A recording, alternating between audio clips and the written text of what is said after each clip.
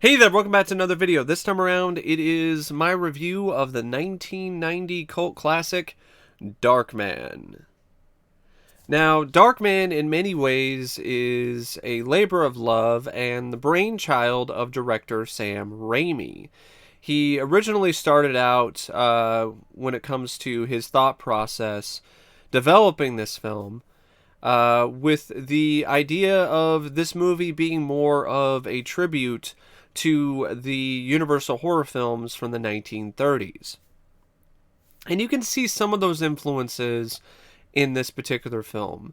When it comes to the cinematography, when it comes to the production and art design, and the whole theatrical approach to the drama and the pathos in the film's story. But this is not really a horror film. It is more of a blend of horror as well as a multitude of different genres.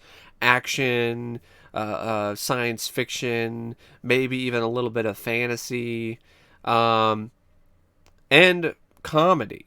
Because this film has some really genuinely witty and funny moments that are 100% intended to be darkly humorous. Now, the film apparently went through 12 different drafts before they were able to settle on the screenplay that they decided to use for the shoot. And that's just mind-blowing to me, that this film went through 12 different drafts. I mean, it's a minor miracle that Darkman wound up being made, let alone coming out as good as it ultimately did, when you have that fact in mind, that there were 12 different drafts, and not only that, there were multiple different screenwriters. I mean, you had Sam Raimi, who was one of the screenwriters. You had Chuck Farrer, Ivan Raimi, Daniel Golden, Joshua Golden. So you had 5 different people who were at one point working on this script. And that doesn't even include writers that were uncredited, like the Coen brothers, who came on board and did some uncredited work on the screenplay while they were shooting the film. So, yeah, this is one of those movies that really succeeded despite the roadblocks that were in its way. Sam Raimi, I think that this is honestly one of his best films, not only in terms of the overall quality, but when it comes to the direction. This is peak Sam Raimi. This is Sam Raimi at the peak of his prowess, at the peak of his directorial ability. This is Sam Raimi at a point where he was still willing to take risks, where he still had that edge as a director. I don't really feel he has the same edge anymore, but that edge was definitely still there with his direction in this film. He is a master of controlled chaos, and this film is no exception. The direction of this film is pure frantic insanity, but there are plenty of moments where things slow down enough that the emotional depth and the emotional pathos of the film and of the story, and specifically of the character of Peyton Westlake and the tragic tale of Darkman, actually shines through and manages to still be every bit as effective and powerful as the powder keg, dynamite visuals that are just exploding all over the screen. I felt that Sam did a great job getting the best possible performances out of his actors, despite having some issues with one of his stars in Frances McDormand, where apparently they were constantly butting heads on the set in terms of what they're going to do with the character and so on and so forth. Sam handled that pressure really well. He also handled the pressure of directing his first ever big budget studio film. in a very capable fashion. I know that in hindsight, Sam looks back at Darkman and he's not too fond of the overall experience because he feels like it wasn't ultimately the film that he wanted to make because the studio got involved and cut things, and then there was this whole thing with the original editor who apparently just decided to do his own thing with the film without Sam's involvement, without Sam's input. And then Sam finds out later and he sees what is essentially a rough cut of the movie, and it's not at all what he wanted. So he and the director got in a fight, and not he and the editor, because he's the director. Uh, but the editor apparently thought he was the director because he just decided he was just going to edit the film his way. But anyway, Sam comes in and he's like, this isn't right. I don't like this. And the two of them got into a confrontation, and apparently things got so heated that the editor not only quit, but he had a mental breakdown of some sort. And they had to rush last minute to find an editor to complete this film. And if that isn't bad enough, the studio wanted so many different cuts because they didn't like how weird and how strange the film was. The previews for Darkman were pretty awful. Honestly, some of the worst that Universal had dealt with at the time. For for a supposed big blockbuster summer film. And so Universal was sweating bricks and they were just cutting stuff out. But the producer, Robert Tapert, knowing that Final Cut was imminent, he put 10 to 11 minutes back into the movie without the studio knowing and put that out as the final cut. And by the time the studio found out, it was too late. There was nothing they could do because the prints were now wet and they were now getting put into film reels. They were getting shipped out to theaters. So there was nothing the studio could do. So yeah, there are just so many different things involved with this production that are just about as chaotic as the direction for the film is. But unlike the direction, things weren't nearly as controlled as the chaotic direction is by Sam Raimi. In a lot of ways, I feel for Sam. It has always been it was always his dream to be a Hollywood filmmaker. One of his idols was Alfred Hitchcock, and that's the reason why he wears suits and why he wears ties, even if it's like super hot outside, because he idolizes Alfred Hitchcock. So he wanted to have a similar trajectory to his career. I think he was a little bit too idealistic at the time. I still think he's looking back at Darkman in an idealistic way. He should have expected some more pushback from the studio, some instances like this, because that's just what studio filmmaking is. As lame as that sounds, that's just the truth of it. So on one hand, I get why Sam is bitter about Darkman, but on the other hand, I personally feel he should just get over it and stop having such a grudge about it, because he refuses to do audio commentary tracks for Darkman. He didn't do any interviews for Darkman, and I just feel that it's just kind of petty after all these years to not want to talk about the film for the fans. He did it a little bit for like some interview for a magazine or an online article or something, but it was just a couple sentences. He really didn't talk that much about it. But he'll sit down and he'll talk about all of his other films till the cows come home and do commentary tracks and do interviews, but he won't do it for Darkman, because apparently it was just too painful of an experience for him. Uh, Whatever. But, I mean, Liam Neeson sat down and talked about the film, even though it wasn't for that long, but he still took time out of his busy schedule to talk about it. And he was the one that was dealing with the most pain. If you really want to talk about pain on the set of Darkman, 18 hours. 18 hours in this makeup, 18-hour shoots, uh, having to act through all of this latex and all this other stuff, having to deal with these false teeth that drove him up the wall because he didn't want them to move so much. And despite all of that, Liam has a lot of fond memories and a lot of appreciation for Darkman and for his time with the film. But, different strokes, so on and so forth.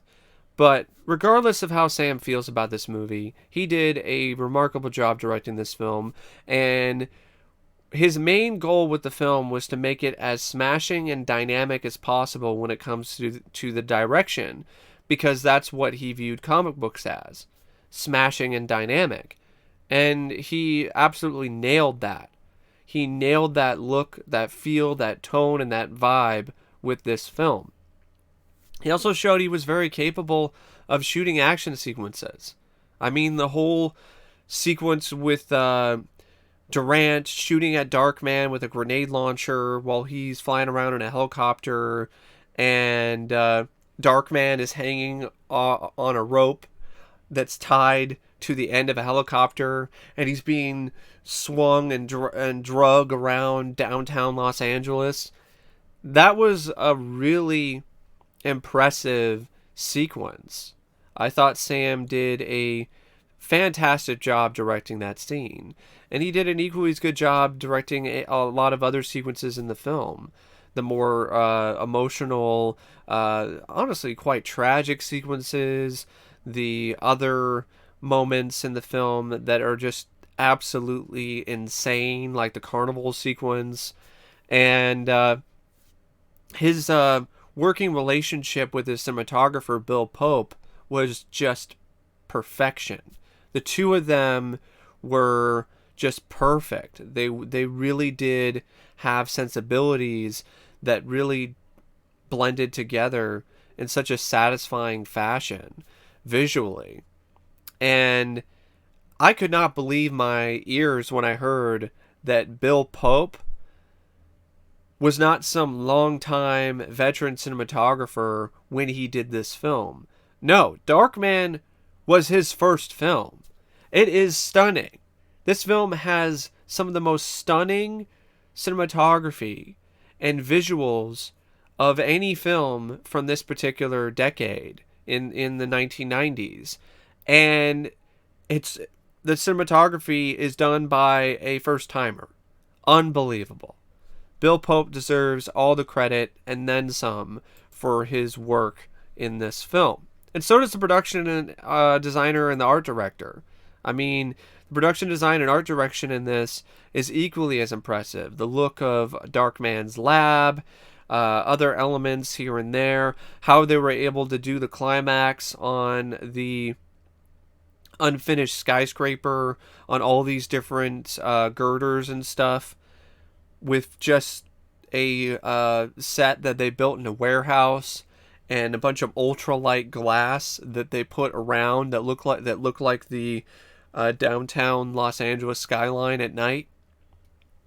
And then they used introvision and a lot of these other processes at the time to create depth and to create height live and on camera without doing it in post-production.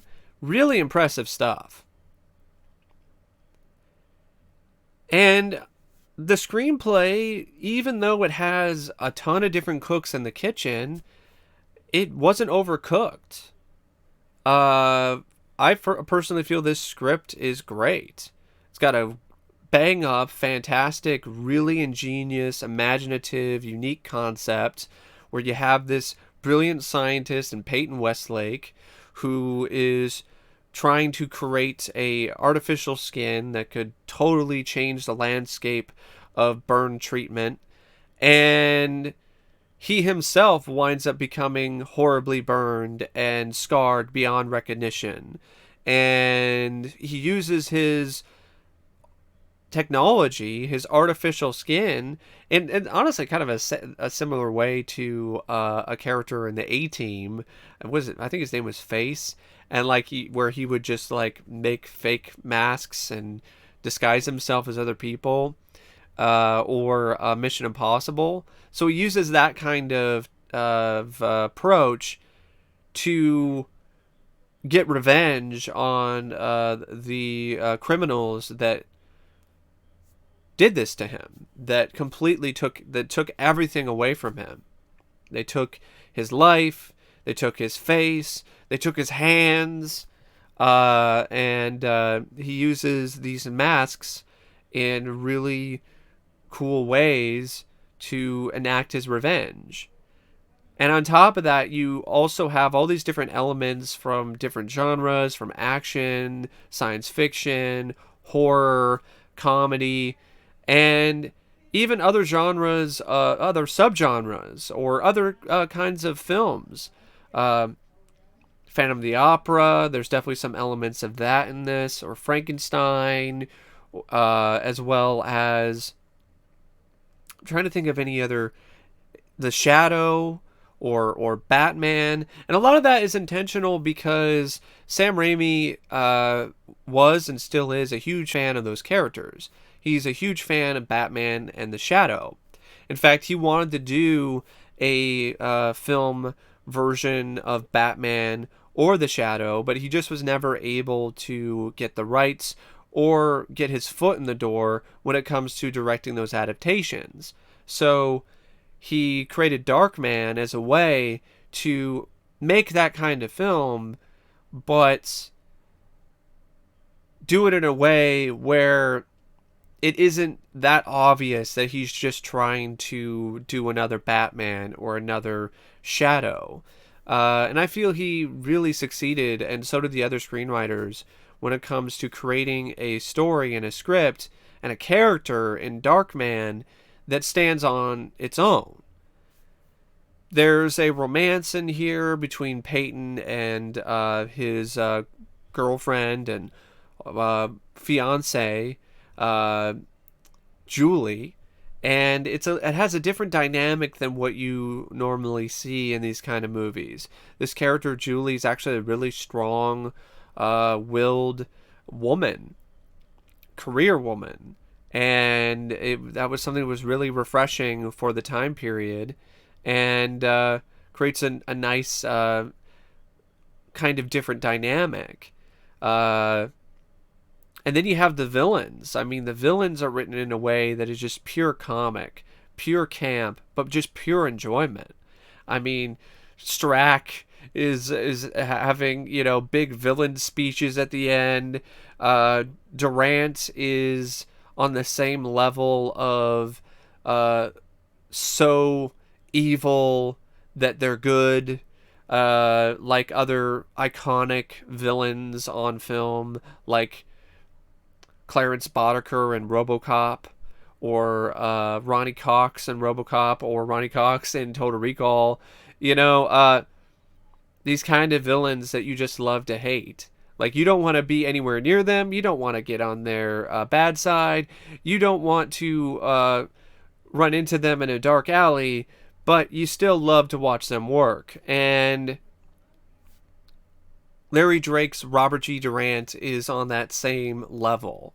And a big part of that is due to the screenplay, due to the dialogue that Larry has to work with this character. I can't say that the script is perfect. I think there are some moments that are kind of clunky.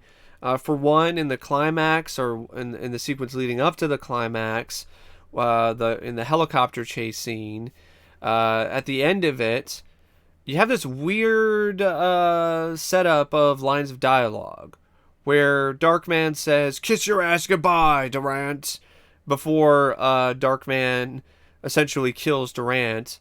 uh, in a helicopter crash. But then, way too soon after he says that line of dialogue, he says, "Burn in hell!" Ha ha!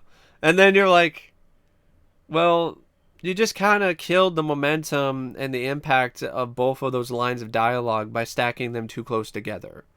It's a minor little nitpick, but it's something that I definitely does stand out to me. I feel they should have just combined the two. I always thought that they combined the two. I thought the line of dialogue was "Burn in hell, Durant," and then Darkman laughs maniacally with glee. But that's not how it was. He says, "Kiss your ass goodbye, Durant," and then he says, "Burn in hell." I think they should just combine the two together and had Darkman say that line of dialogue, "Burn in hell, Durant," after Durant crashes into the tunnel wall. But that's just me personally. Uh, it also doesn't really explain very well how Darkman, Peyton Westlake, is able to imitate these voices in a way that's just top notch and exactly to perfect. I know that it's a comic book kind of film, but even that was stretching the limits a little bit for me.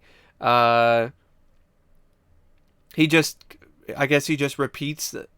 He has a tape recorder and he just practices a lot, and then he's able to get the line. And then he's able to get the impression down. I thought it takes. I thought it honestly took a lot more time than that, and a lot more talent.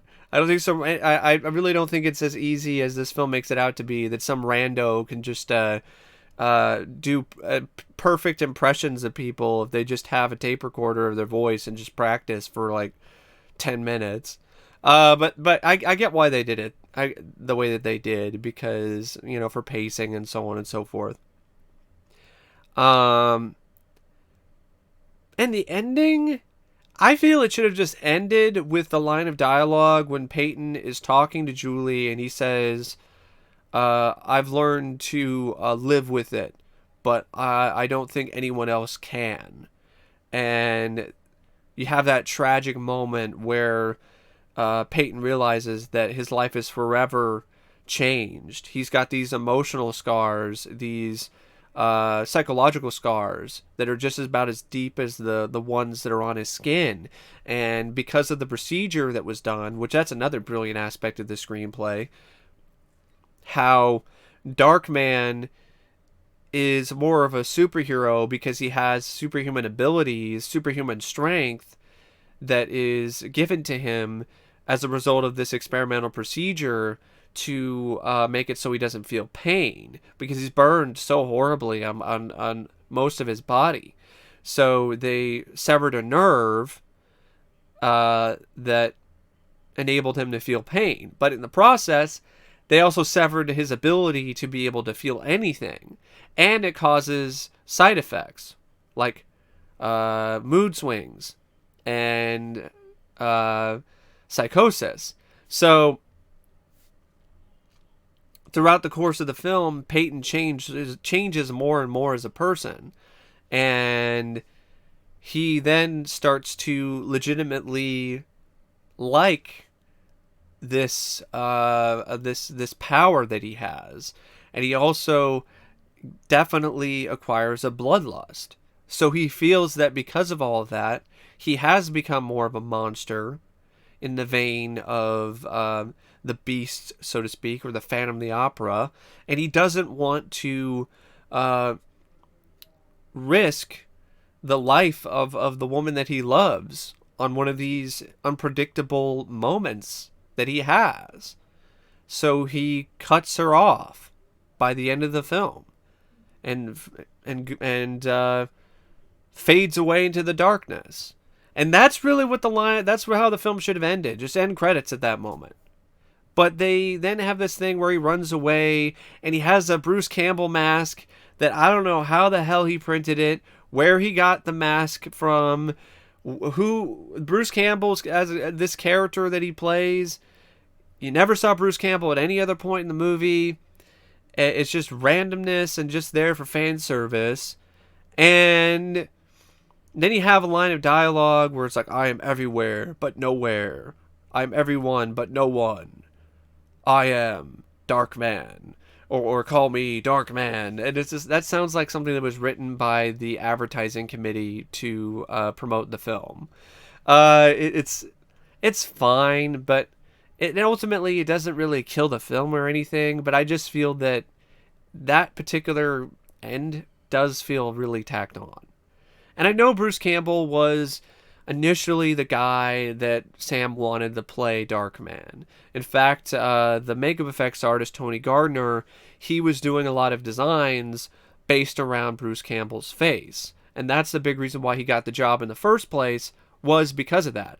And speaking of first timers, this is one of Tony Gardner's first big projects as well. And that's hard to believe. That's equally as hard to believe as Bill Pope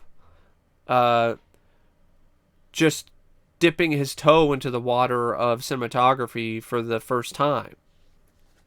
But the studio didn't really think Bruce Campbell was a big enough star, which is ironic because Liam Neeson wasn't really a big star either at the time, and neither was Bill Paxton.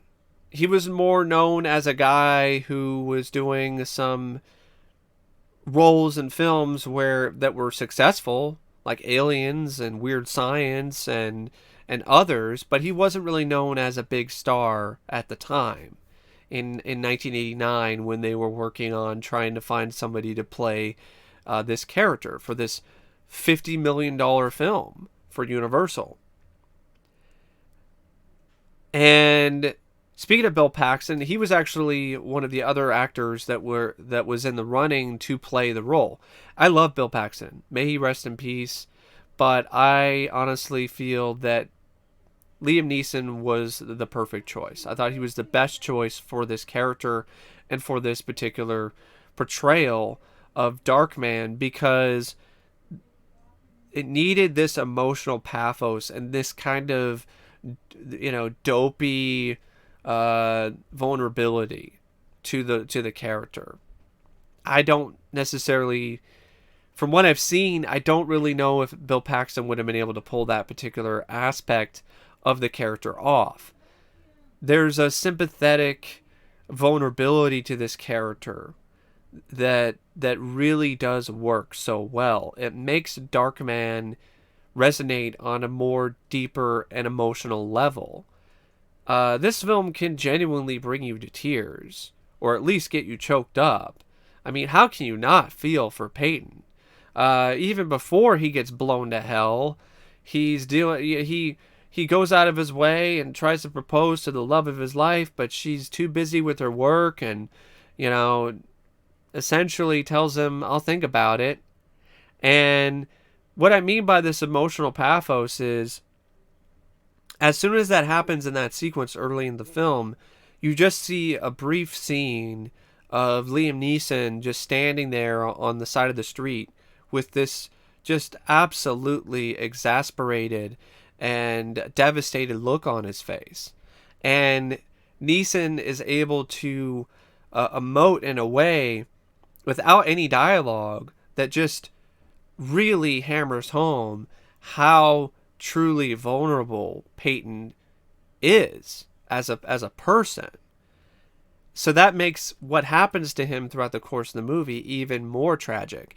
And also this vulnerability and this dopiness is what, and this unpreparedness and this kind of vibe of, he's not really your typical hero. He's not, a muscle bound, Superman. He's just a normal guy who was put through literal hell and somehow survived, but in the process is not really the person that he once was.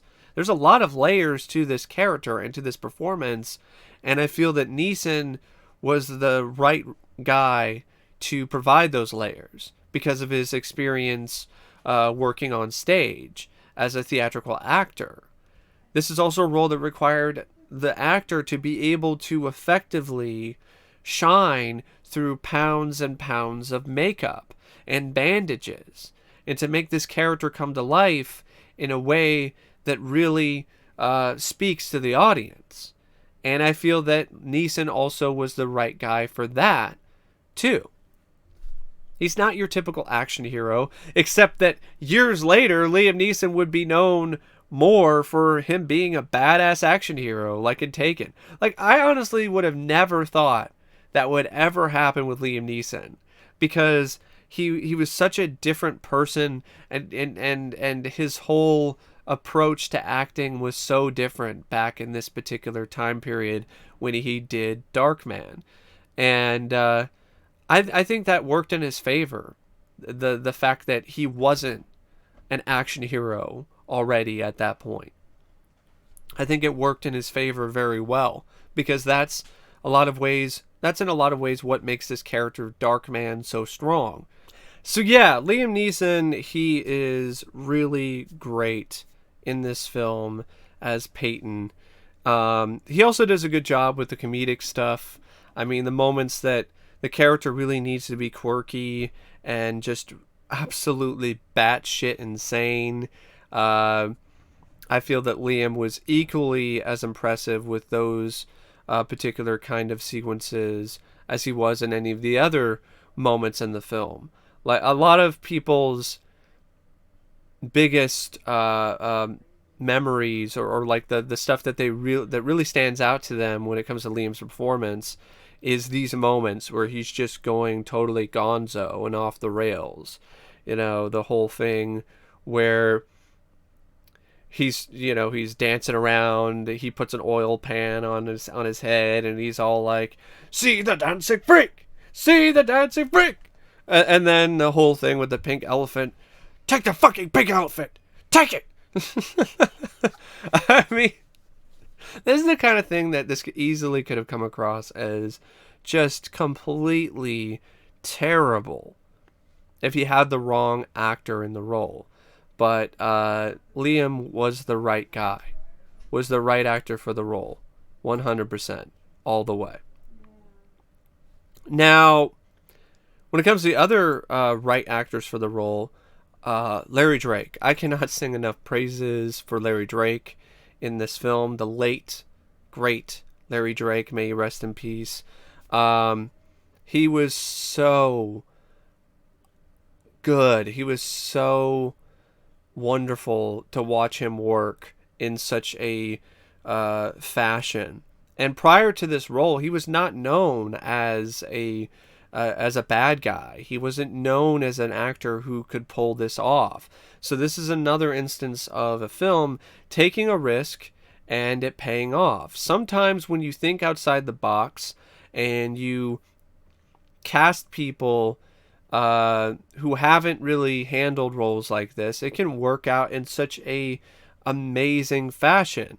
There are other times where it doesn't work out. But when you have performances like this that work out so spectacularly, it really does solidify the fact that it's worth the risk sometimes, in the right situation, with the right film, to take a risk like this. Because Larry Drake was known as a guy in LA Law. He was known as the complete opposite of this scumbag character that he portrays in this film, and does such a great job playing. And Larry, in a lot of ways, he did it because of the fact that it was something so different than what he was known for, and the kind of roles that he was getting.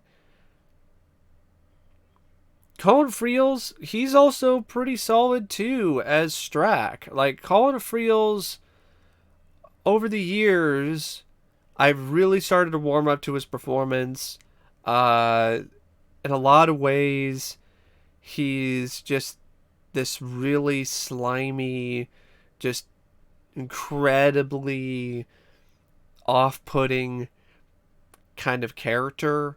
The one that's rich and powerful, and is definitely does have some brains and some intelligence, but they think that they are the the biggest, best, grandest thing. That they have an ego the size of a space station. These are the type of people that just really are irritating, and you want to see them, meet their demise. And I think Colin Friels really did nail that kind of role of that rich, stuck-up asshole who thinks that he can just uh, get out of anything, and he can get away with anything. And the rest of the cast was solid too. I mean, Frances McDormand as Julie. Apparently, Julia Roberts was almost cast in this role.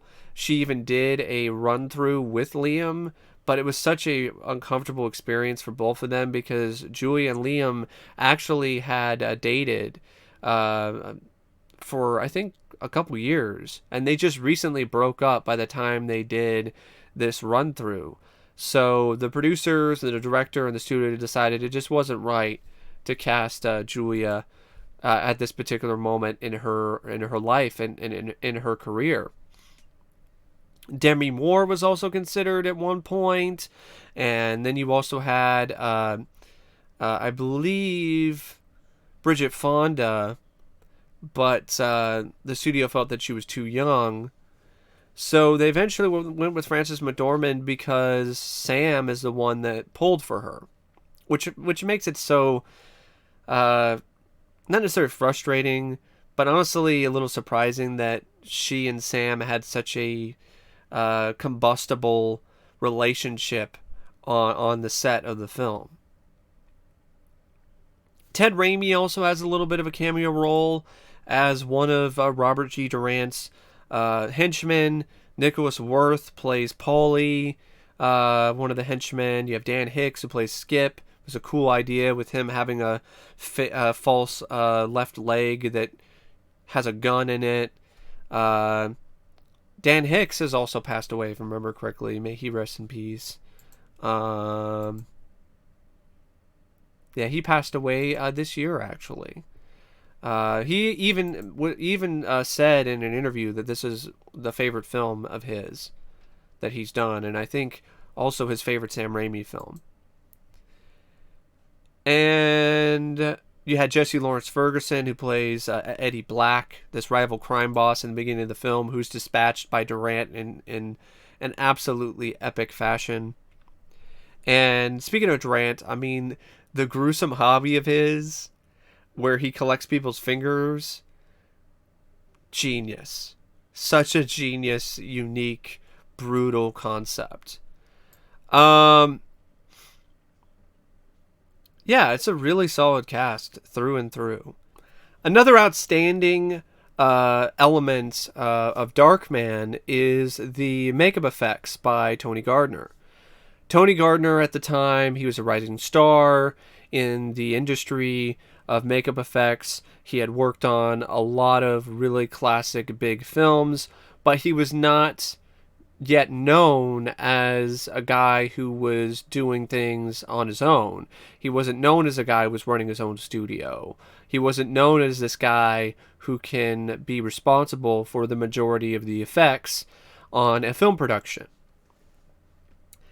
But he wanted the role. He wanted to do it because Sam Raimi was the director. And so he did some preliminary sketches and some preliminary work based around the face of Bruce Campbell and wowed the studio, wowed Sam, and he got the job. Tony was understandably a little leery and a little worried about how he was able how he was going to handle this, how he was going to balance all these different things, and how he was going to be able to handle this particular workload. But as he got further along with production, he got more and more comfortable with it, and as a result, really created some incredibly amazing effects. I think that his makeup on Peyton Westlake, the burn makeup, was genuinely worthy of an Oscar nomination for the 1990 Oscars. It really was that impressive. And it's not only the makeup when it comes to effects that are very effective with this film. You also have the visual effects from the introvision work in the climax on the steel girders to other stuff, like just the whole sequences where they have one version of Larry Drake and another version of Larry Drake in the same sequence. Uh, that's the kind of thing that nowadays you can do. Actually, you could probably do it with pretty much any video editor.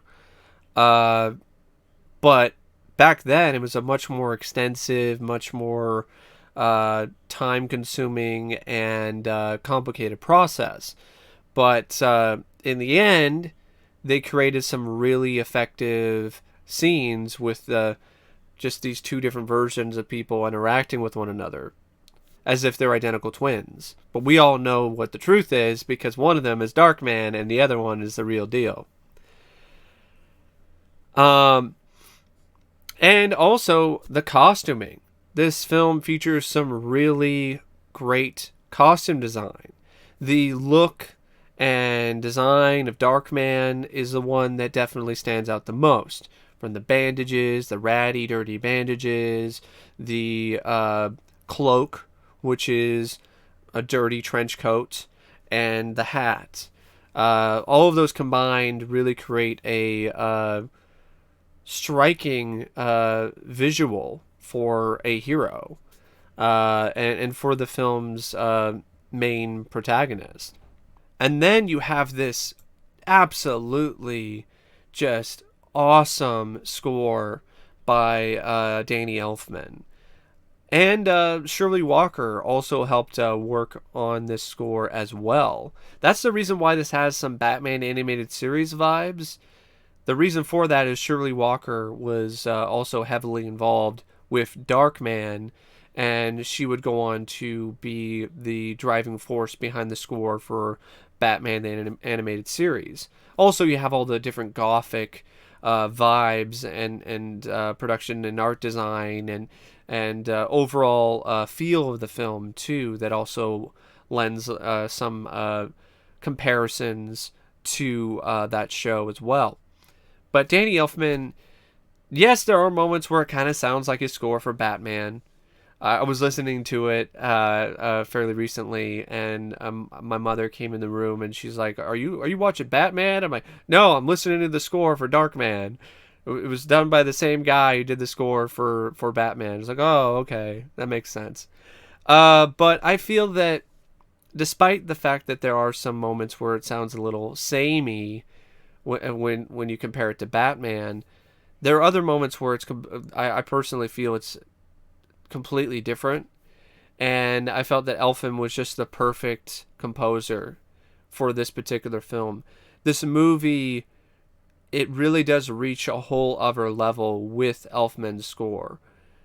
Elfman's score for Darkman is the heart of the movie. You take it out, you replace it with any other score, and this film is nowhere near as good. There are sequences in this movie that rely heavily upon Elfman's score to provide the pathos, to provide the emotion, to provide the impact. So I feel that Elfman really was not only the right composer, but he just did an incredible job here. And I thought the editing by Bud S. Smith or was David Stiven. Maybe David Stiven was the guy who quit. But the guy who came in last minute, he did an excellent job editing this film as well. This film has some of the best transition sequences I've ever seen in a movie. I love the way scenes transition from one to another. I love all of the different sequences that have sequences within a sequence. With the dissolves and all these other things. That is done so well in this film. And honestly, in a way that is so effective and so well done, you could take a screenshot of some of these scenes and you could put it in a frame and you could definitely sell it as art. Like, this film is art in so many different ways. And it's 96 minutes and it goes by at a pretty quick pace.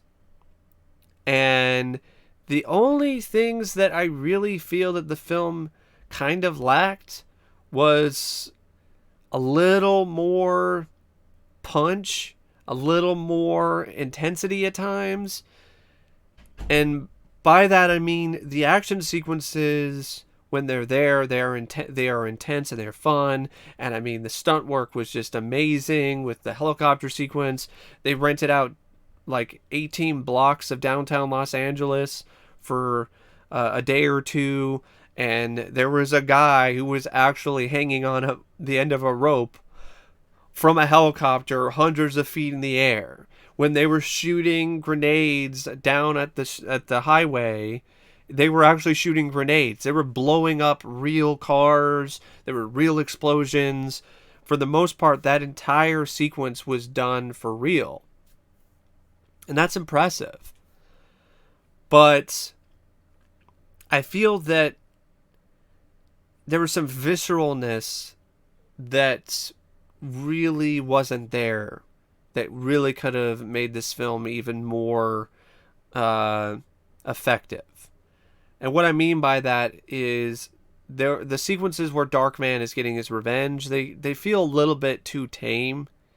Like they're PG-13, very tame R, especially for a Sam Raimi kind of film.